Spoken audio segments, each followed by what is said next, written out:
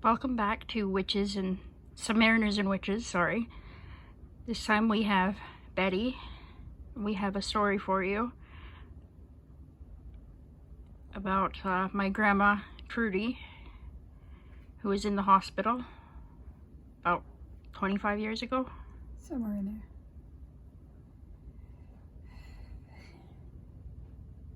there. When you're ready. Okay.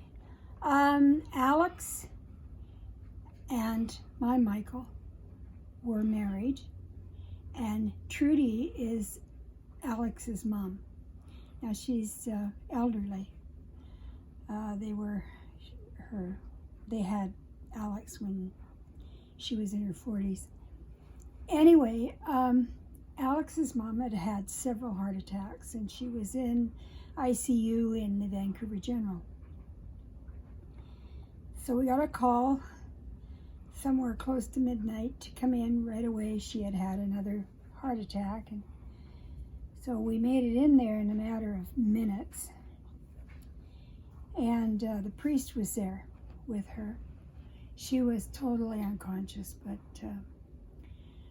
she couldn't speak to us. She was breathing, her eyes were fluttering and whatnot, and so we knew she was alive. But anyway, she's on a bed in the middle of a small room, and the nurses had a desk right across from the door. Alex and the priest, and I don't remember his name, but it's not important, had decided that they would walk down the hallway, and I believe they were discussing whether or not to pull the oxygen and let Trudy go. But anyway, I'm standing at the door, and there's something in that room that won't let me in. I cannot walk into the room. And I'm standing there looking at Trudy, and then I look down the hall and see Alex and the priest, and then Alex and the priest disappear around the corner, and I look back at Trudy. And around her bed is a glow. It's the only way I can describe it is just a glow, like you would see, I don't know, like you'd see in a church. It was kind of scary, actually. Anyway, this was around her bed, all the way around her bed, and it stayed there. And the nurse, who is sitting at a desk behind me, saw it and stood up. It startled her that badly. She stood up and stood behind her desk and watched as this was going on. And I don't want to take my eyes off it, because I have this feeling that if I take my eyes off it, it'll disappear.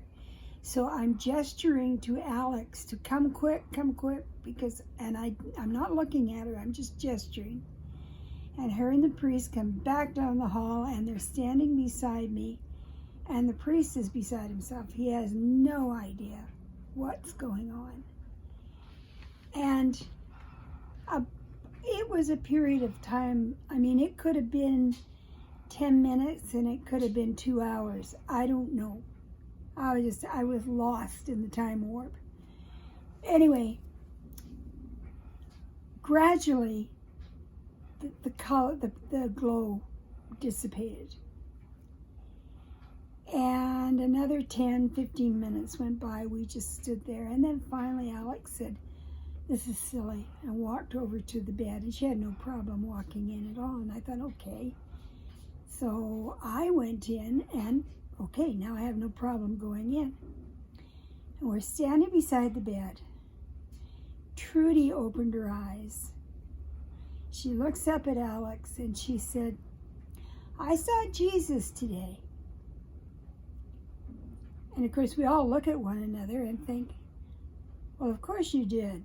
You were almost dead there for a few minutes. Anyway, nobody said anything. Alex hugged her mom and said, "That's really wonderful, Mom." And we visited with her for a few more minutes, and then we had to leave because we had to drive back to Langley. But it's a thing that every time I think about it, I see a total picture of Trudy in the room with the glow around the bed.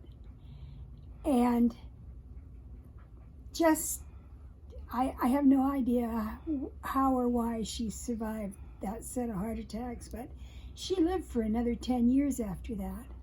So I said to Alex one day, I said, that was just a teaser to get us ready. There you have it. Paranormal.